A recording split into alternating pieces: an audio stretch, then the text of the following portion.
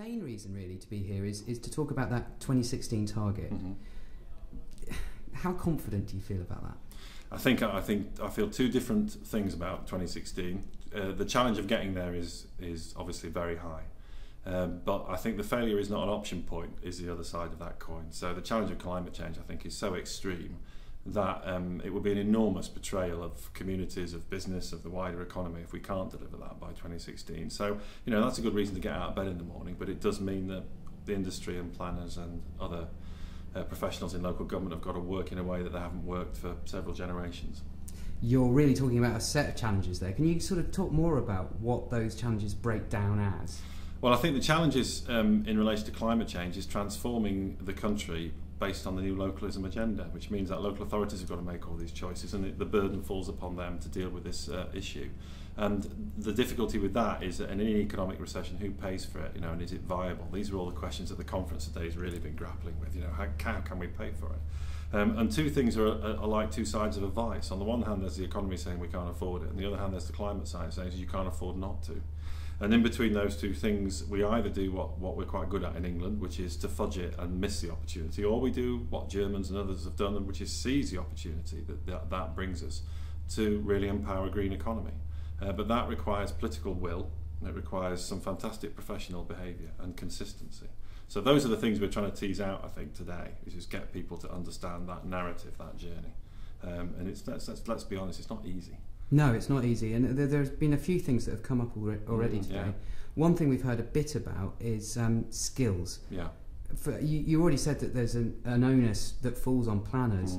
What kind of skills do we need to see these planners have for this challenge? Well, I mean, the skills, I suppose, need to evolve for climate change, and many of them are still not, weren't educated or still not being educated in core climate change skills. An example of that would be understanding the climate science, adaptation, energy planning, the whole life cycle of buildings, all of those things, and particularly relationship with building regulations, code for sustainable homes. I mean, all of that is a challenging agenda, but all of it, I think, should be understandable to planners. It's not beyond us, but we are professionals who need to understand a small amount about all of that agenda, and then be able to communicate it. Because the other thing today that's is in the background is we have to communicate with ordinary people about this.